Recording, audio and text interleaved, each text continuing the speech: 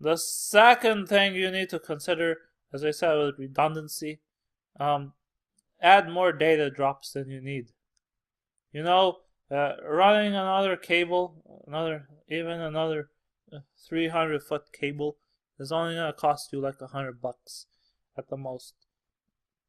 Maybe thousands if you had to come back and run a cable later on because your APs aren't dense enough and the users are complaining that they're not getting onto the Wi-Fi. So adding drops in the ceiling and just leaving them is a good idea. It's future proofing. At some point your client is going to come up with another application that's going to work over Wi-Fi, or more devices are going to show up in the organization. I mean, it's going to happen. It's not rocket science. It's happened before, and you need to deploy more access points. Now you've got the cabling capability. So if you want to beat your competitors, you can tell your client this. You can't just, add more drops and add the cost to their bill. You have to explain to them the advantage of adding the additional drops now. And you have to also think about, depending on how complicated the construction project is, sometimes you can only run the cable during construction. Once the drywall's in, maybe you can't run any more data cable. So having them in now is clearly a smart idea.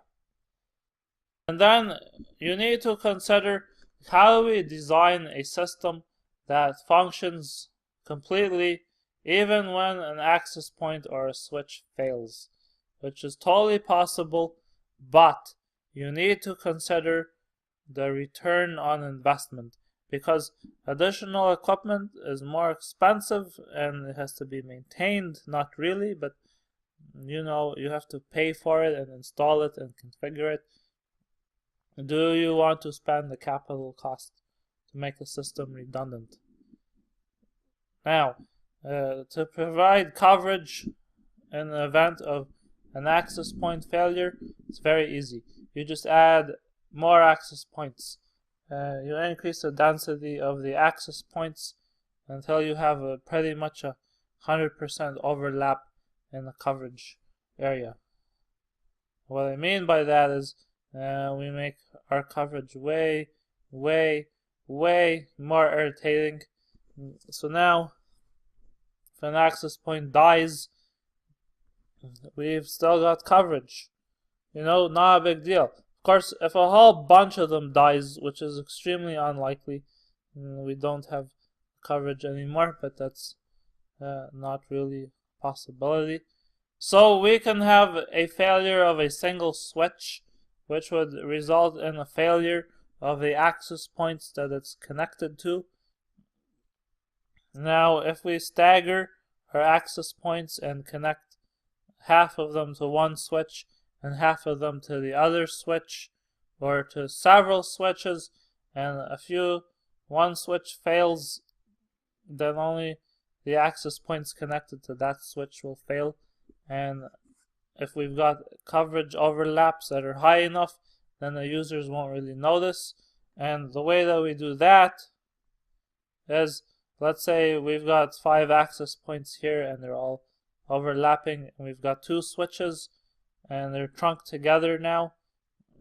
So, like I said, we're not using the full capacity of each of these switches. If you think about it, these are 24 port switches, and we've got only 3 access points on one and 2 on the other, and the top one decides to fail, and now the link is down and those 2 access points are down. So now we've still got 3 access points running, and we've still got coverage for most of the area. And if we improved our density even more, we would have pretty much no loss in coverage. And then we need to consider having a redundant controller. There are two options really, or three options I should say. The first option is installing two controllers on your LAN and having some APs assigned to the first controller and some assigned to the second controller.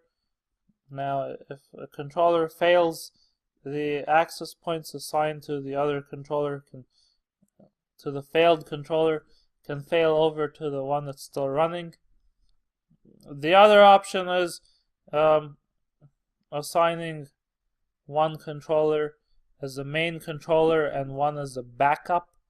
And the reason is that this is a little bit better than having two controllers operating, is that when a controller fails, if the access points move over there, it takes a period of time for the access points to reestablish their connection with the second controller.